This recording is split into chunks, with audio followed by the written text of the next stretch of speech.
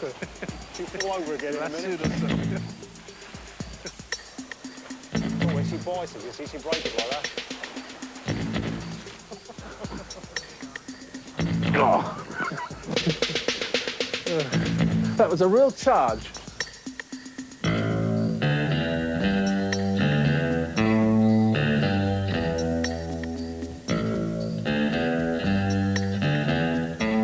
Getting to grips with animals is one passion in the life of John Aspinall.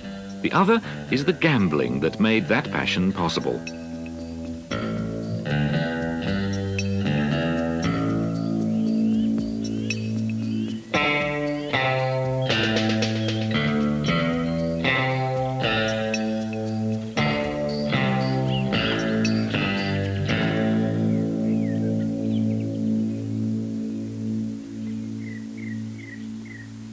When Prelone romped home a winner in 1956, John Aspinall collected his winnings and took another gamble. He bought Howlett's as a home for his family, and for the extension of that family, the wild animals for which he's had a deep love and concern since he was a boy in India. The spin of that particular wheel is paying off. The house is restored. The family has extended even further to embrace many of the rarest animals in the world. And our good fortune is that he shares this private world with us, given that we're prepared to pay for the privilege of seeing animals through his eyes. His is a unique and exciting vision indeed. Come on then. Come on then. Come on then.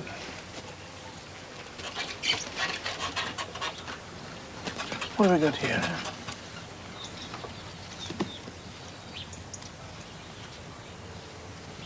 These black and white rough lemurs haven't got that strong teeth, so if you feed them a Kent Cobb nut, you have to break it. They probably could gnaw their way through it. But these animals are fairly rare. We've got 3 breeding groups here at Howlett's, and this year we bred 4 babies from 2 different groups. Luckily, 2 boys and 2 girls. They're quite popular with the public because they're black and white. Like pandas, colobus monkeys, anything that's black and white, the public seem to like for some reason or other. But these are purebred, and a number that are in zoos are crossbred, so they have a special value. They're doing reasonably well in zoos today, very badly in their homeland, Madagascar, where they really are extremely threatened. Every housewife knows what they are, of course. They have them, see them every day of their lives. Dates. Fresh dates, though. This is a mangosteen from Indonesia. I've opened it up for them. They like that soft fruit in the center. Our policy is to give them a wide variety, because in nature they would probably feed on 150 or 200 different types of food. Every Monday he makes this round of his friends, for that's what he believes they should be, both to him and to us. This is a very rare type of langur. I think he's the only one in captivity of his species. We're trying to get some more from Sumatra. He's a silvery color, known as the banded langur. It's hard to see why. Breakfast with Aspinall also starts the week for some noisy Duke langurs. That's the food noise. That's yum yum in Duke langur tongue. These are very rare langurs. Very few zoos keep them, and even fewer breed them. And those that breed them, the numbers diminish. We had to think twice before we got this pair. They come from Vietnam. So you can imagine what what chance they have ever had in Vietnam. The poor little Dukes had a hard time. Exceptionally handsome monkey. This is a little female, but the male is twice her size. He's a handsome fellow. Langurs are all canopy living animals. They live in the canopy of tropical forests. And most langurs, nearly all, are from Southeast Asia. This is not really their classical food. They're leaf-eating monkeys, and their main diet is really leaves and beans. They've got to eat fruits in the forest, canopy fruits, but to a lesser extent than a lot of primates. Once again, with these sort of monkeys, which spend 8 hours a day feeding, they don't gobble down food. They forage, you know, that'll all be gone in an hour or two.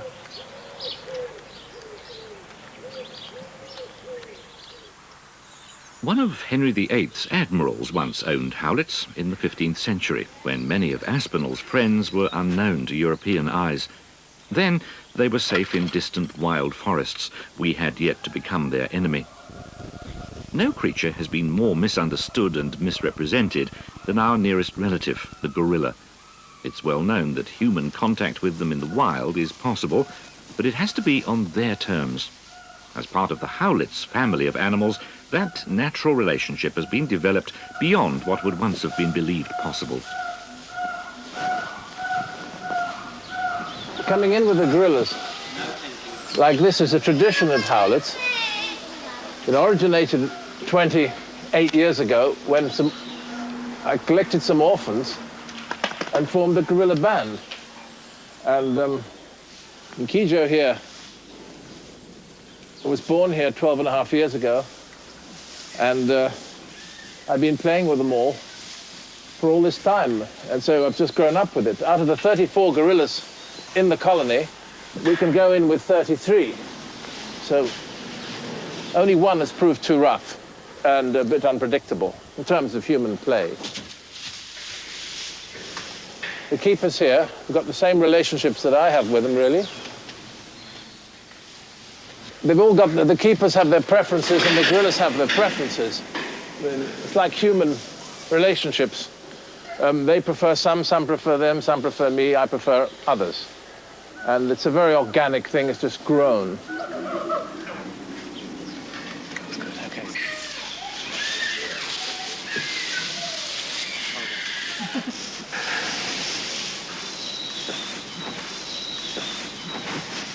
Peter and Ian just enjoy it. I mean, once it becomes not enjoyable, we wouldn't come.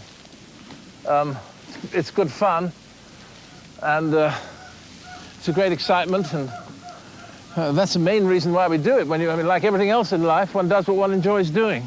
There's no sense of duty or anything brings me in here. Plain pursuit of pursuit of pleasure. I think it's a very emotionally restoring thing. We feel a bit better when we come out.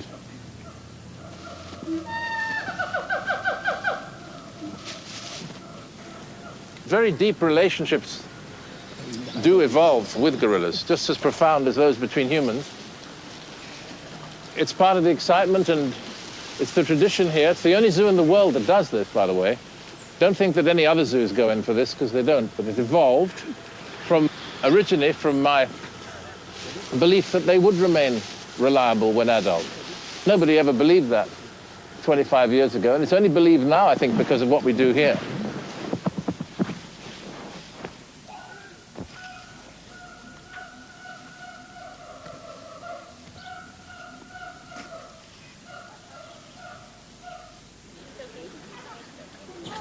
The object of howlets is really not just to breed gorillas per se.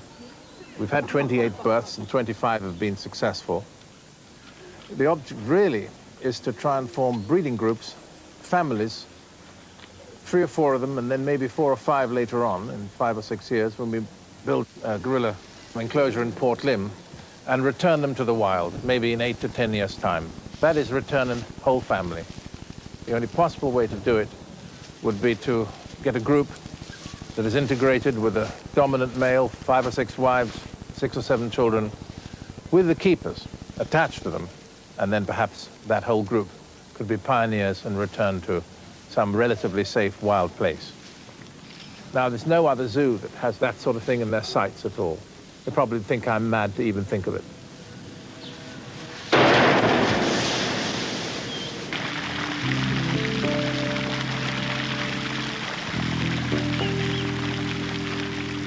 Aspinall's kind of madness, which he prefers to call at times his flair, not only filled howlets with wild animals, but led him to acquire and restore this elegant mansion and ornamental park at Port Lim. Much of its pre-war glory is reflowering. But again, the original owner, Sir Philip Sassoon, might have been startled by Aspinall's immediate vision of the 300 acres beyond the terraced gardens as a kind of Kenya in Kent, and Africa, or Mongolia, or America, with a view over the Channel to France.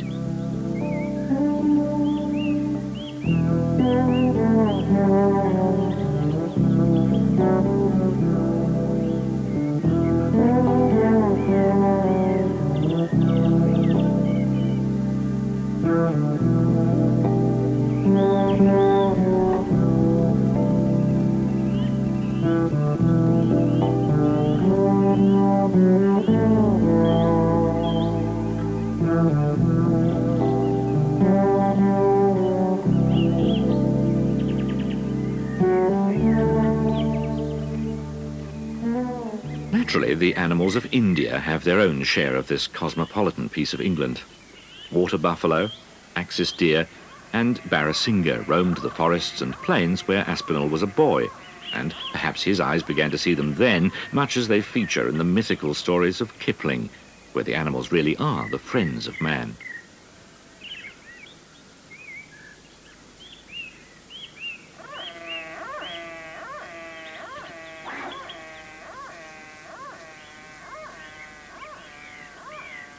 The fortunate and patient visitor to Port Lim can glimpse the secret lives of the barasingha.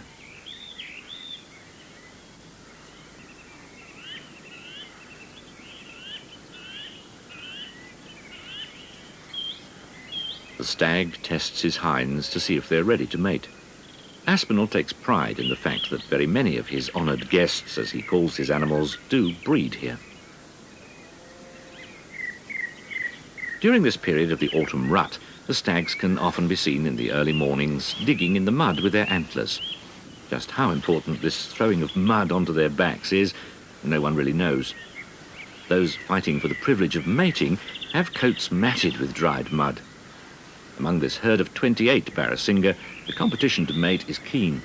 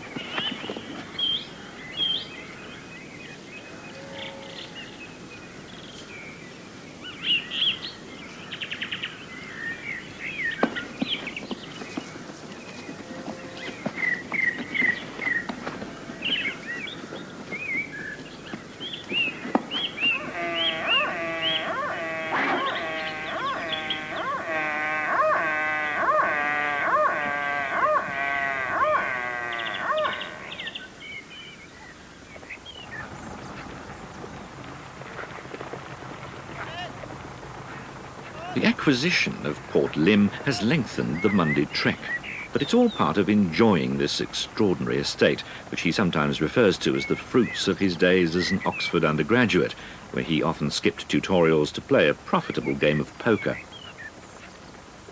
I guess I was a gambler first, and still am a gambler. I mean, part of my nature. And it hadn't been for the gambling and whatever success I've had there, I could never have really bought howlets or acquired any of the animals in the first place.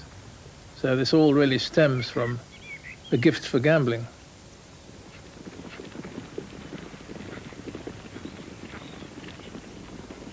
All the Aspinall clan, as he calls his family, share his passion for animals. His eldest son, Damien, often joins him in his weekly round. The main role of the Aspinall clan is the protection of beasts and nature. So they know their role. I mean, they have to earn money as well to be able to do these things. So I think that that might be able to project my philosophy of protection of nature and breeding of rare species into the future. I don't know that any of my children will be gamblers, probably be competent gamblers, but maybe not with my flair. But on the other hand, they have their own flair, or will have it, we hope, in other things, and I'm very much relying on them. My whole life has really been an exercise in selfishness, because I've never done much that I don't like doing. I've avoided even as a child, I was very naughty at school and so on. And at Oxford, I did what I liked to do. And that's part of my nature, is to be selfish. Luckily, perhaps, my selfish requirements ensnare a lot of quite useful things, which I think is the way to do good, is not to set out to do it. I'm the opposite of a do-gooder. I'm a do-badder. But in what I do, people, animals, friends, employees can earn a benefit, which they might not get elsewhere. And that's my particular version of how a person performs to the best for his own species and for other species and for his family and so on.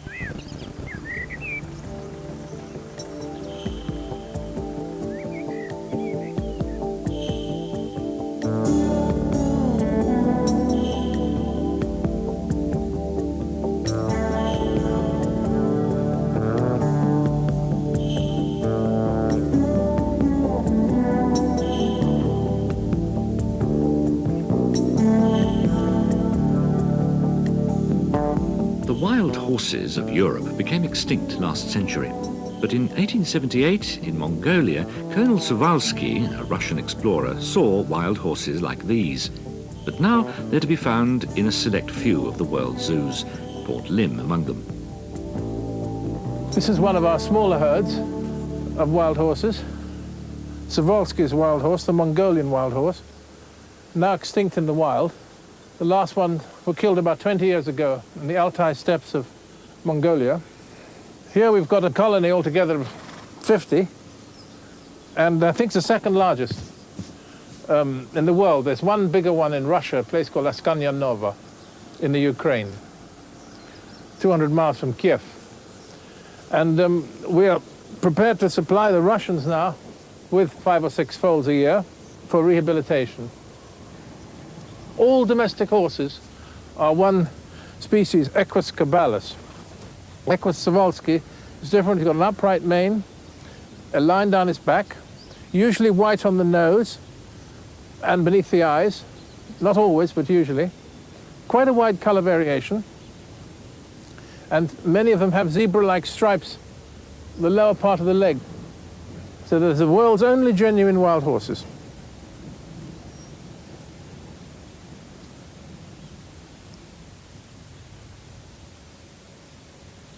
The health of all the animals at Howlett's and Port Lim is watched over very closely. Now we're only going to knock out a small horse this morning. About once a year, a Przewalski's horse will need a hoof trim. It's rather like cutting your nails. But these sensitive animals are not easy to approach and handle. The vet must prepare to drug the horse using a special dart syringe. A skilled shot will deliver the drug into the muscles of the hind quarter. It's routine practice, needs to be carried out with care.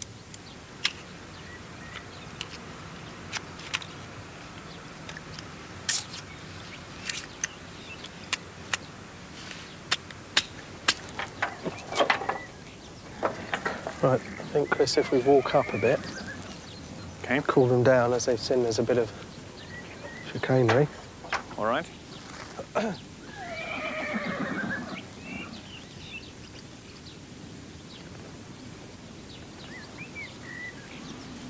Come on. That's her there that you done last time. That was last Yeah. week, was it? This little one here we could possibly take. Right. She could be This character here. Yeah, she can be 51. Okay. Let's see if we can get her separated off a bit, shall we? Steady, steady.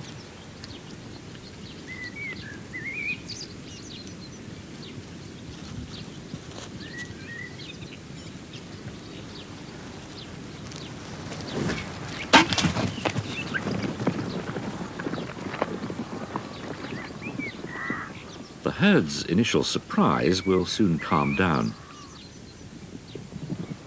The darted mare is aware of the injection, but the drug will quickly take effect. But as soon as she's immobilized on the ground, the team have a limited time to trim the hooves. Steady, Toto. Jim, I'll go and put this pistol down, then I'll come back and give you a hand, shall I? Yep. The reason why we have to do this is because, unlike the conditions that they would meet in the wild, the level of nutrition here is much higher than they would experience in their own environment. So hooves tend to grow a lot faster. Of course, they don't get the wear on the stony or rocky surfaces they might do in the wild. Careful. So that those two factors. Good girl, good girl. Those two factors combined means that we have to take care of the hooves in this manner at least once a year. In fact, it's a common problem with all wild equids in captivity is because the hooves grow so fast. Good girl. Okay. There you go.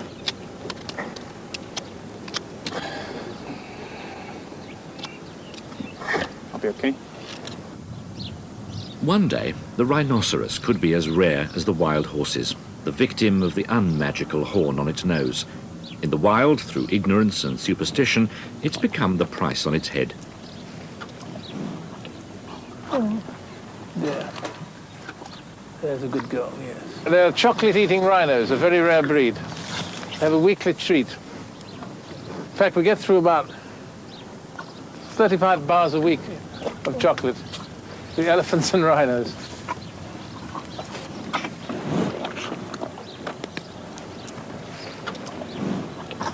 This, of course, is the black rhinoceros, the ones that is in real danger in Africa today.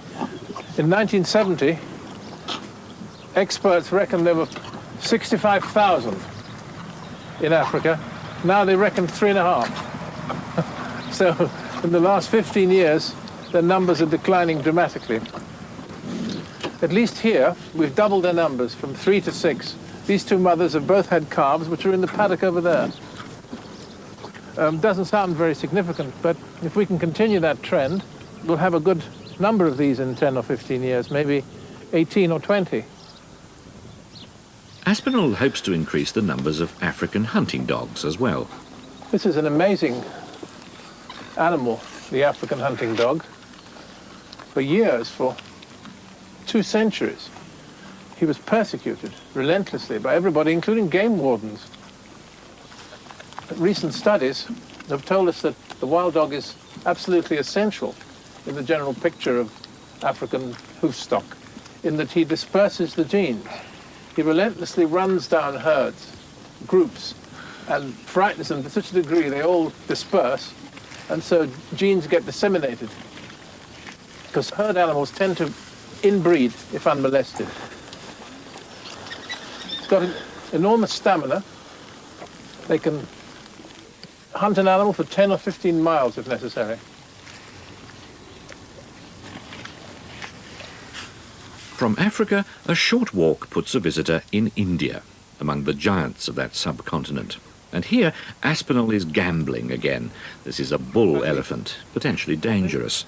But he believes that knowing how to support a breeding herd is vital as they become rarer in the wild. Ugly. Motki. Come on in. Come on. Notice the way she's coming down the slope. Come on in. This is a group of Indian elephants. 1 bull here, Bindu, and 4 cows. One of whom, Rani over there, is pregnant, due to have a calf in March, and possibly Motki is pregnant as well. We've had a calf here before from Pugli, the smallest of these cows, but unfortunately, being an inexperienced mother, she kicked the little thing to death out of fright. Come on. In a large paddock like this, you see signs of herd behavior. Like when they were all concentrating in a group there, talking to each other, drumming through this part of the head where they have a method of vibrating there, and they talk to each other that way. It seems to be a sort of solidarity thing.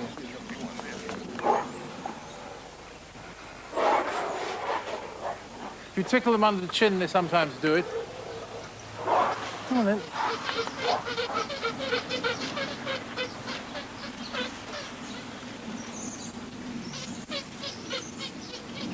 Oh, you're doing it.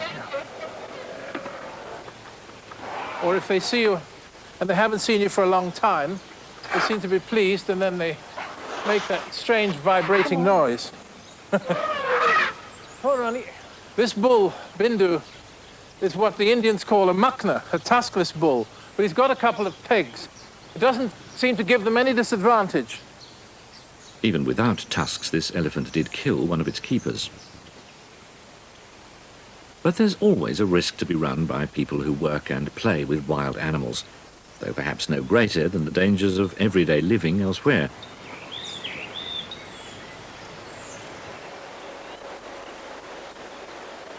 There's a vast forest in Togamba, which is in northern Sumatra, which is scheduled for clean felling. Not for lumber, but for palm oil plantations. 300,000 acres, which is isolated in the sense that it's miles from any other forest. All the mammals and birds, except those that can fly to other forests, in the case of a few elephants, might be able to make the trek to other forested areas. All the other mammals really are doomed. And we're on a rescue mission there in this forest to save some of these Sumatran rhinos, which is the rarest rhino in the world, other than the Javan rhino, which is even rarer. He was the first one over that we caught, and we named him Togamba, after his homeland. There's another female in camp there now we've caught. It's coming over in May. It's called Maranti. She's beautiful. And of course, if they can ever breed here, it'll be the first ever born in the Western world. So this is an animal of extreme rarity, extreme excitement and interest. Wonderful, legendary figure. The only living relative of the famous extinct woolly rhino. Still got some of his wool on him. Wonderful temperament they seem to have. They're great athletes and very, very wise animals.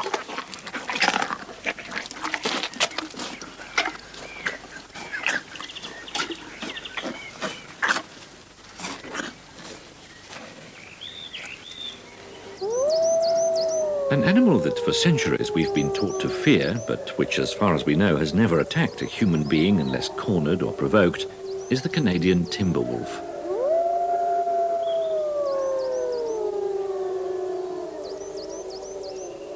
These woodlands at Port Lim have been tailored to match the kind of forest these pack hunters are at home in the wild. Once, wolves roamed our own wild woods, but the last was destroyed in Scotland 250 years ago. A poor end for an animal that's thoroughly reliable and of excellent character. But legend and travellers' tales die hard, and only the evidence of our own eyes can convince us that in the wild, wolves and the big cats are not always the bloodthirsty villains that we readily believe them to be. They can be more of a beauty than a beast.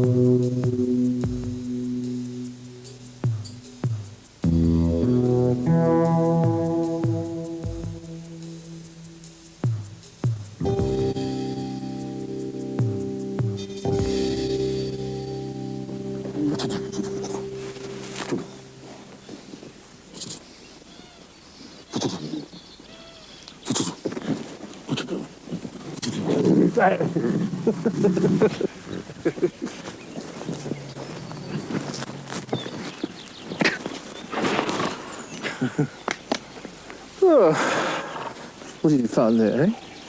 Yes, it's amazing as they get older.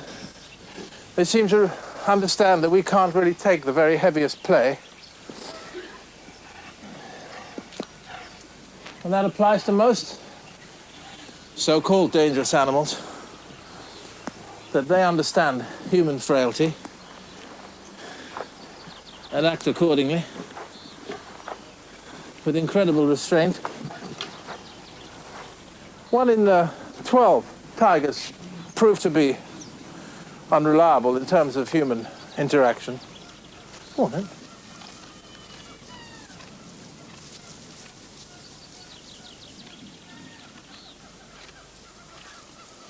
Everybody gambles with their lives, don't they, all the time. It's not really as risky as it seems. The accidents we've had here, only one of them was from being in with an animal. The 2 disasters we had with the tiger was where a tiger actually scrambled over a fence which we thought it couldn't get over, not from going in with the animals. So the risks attached to that are not really very great.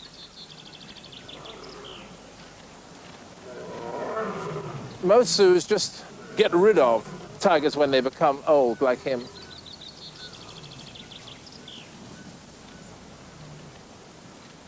But at Howlett's and Port Lim, I think we have the oldest tigers in the world. The Guinness Book of Records, the oldest tiger is 26 years old. But we think we'll beat that. Oh, you lovely boy. Very affectionate animal. He loves to be stroked and cosseted and petted, and, you know, he really likes us. And, this is big for him. He's an old pal, aren't you? And a very big, and that's, he's got my hand smelling of meat. I've just chucked him a thing, so all this smells of nice raw meat. That's why I gave it a sniff. He might urinate on me now. That's a good sign, by the way. It's marking me as his friend. But he didn't.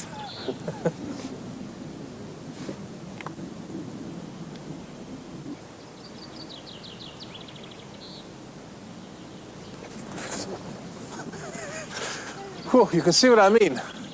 Holding them up when they weigh 450 pounds is not easy. Jamla's a 3.5-year-old male, really in his prime, just coming up to his prime. Very good boy. And he's got an obsession, though, about licking my corduroy coat. And I don't know why he finds it so attractive. It's possible that the papillae on his skin, tigers have these papillae, find a grasp on the cord here, the ridged corduroy, and he loves doing this. I think he'd do it for about an hour if he had the chance. It merely means, though, if I want to stay in with him for more than about 5 minutes, I get bored, so I then throw the coat out, and he acts normally. So even tigers have their little obsessions. You silly boy, aren't you? What a silly thing. A lot safer. Yes. Yes, you lovely boy. Yeah. Sure. Sheer weight is the factor that... Lovely boy, aren't you? I think I'll give you this now. Okay. I'm going to hand this over to Nick now. Nick has to try and squeeze it away. But you're going to like it. It's gone. And there's not much in there. No. At grips with the tiger, Aspinall spectacularly combines the gambler and the passionate lover of animals. If that spectacle makes money to keep the animals in the best possible way, that's what he's about.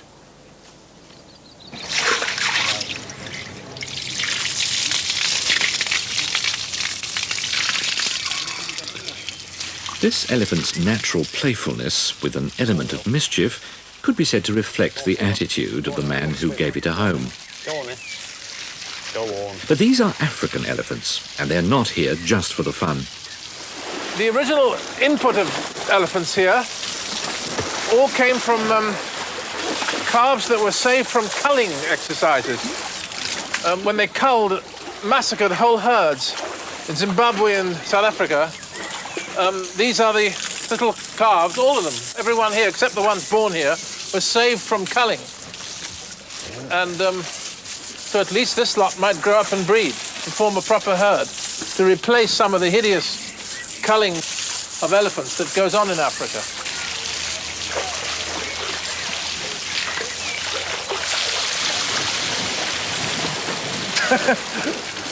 She likes to mess around in the water too. This is a lovely little, this is Saab, the famous Sabi, first one ever born in the United Kingdom. And that's in spite of the fact that hundreds of elephants have lived in the United Kingdom and died here without breeding. Hundreds. So we feel quite proud of this. There's only actually 3 in the whole of Europe which are domestically born of African elephants, and 2 are here that are alive today. She looks pretty well to me, too. Darby.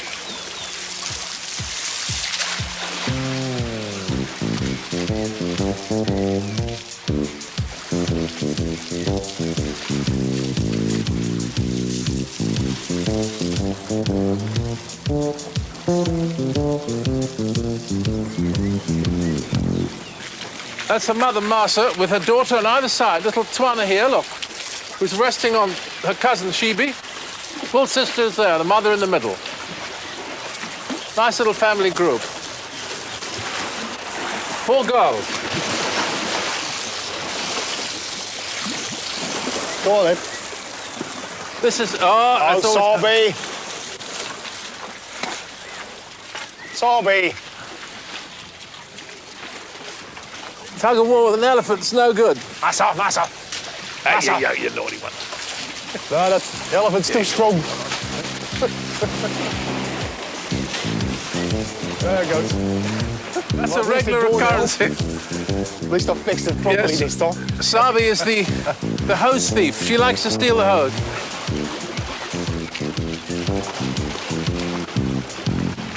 More dangerous than a tiger keeper is a keeper of an elephant bull, because they have these seasons when they go on must, that is, they come into rut, and they are very unpredictable and aggressive. And they still have to be looked after, taken care of, put in at night, and so on. So it's a very risky business. This is why so few have ever bred in captivity, because people are frightened of keeping bulls. Go on, Massa.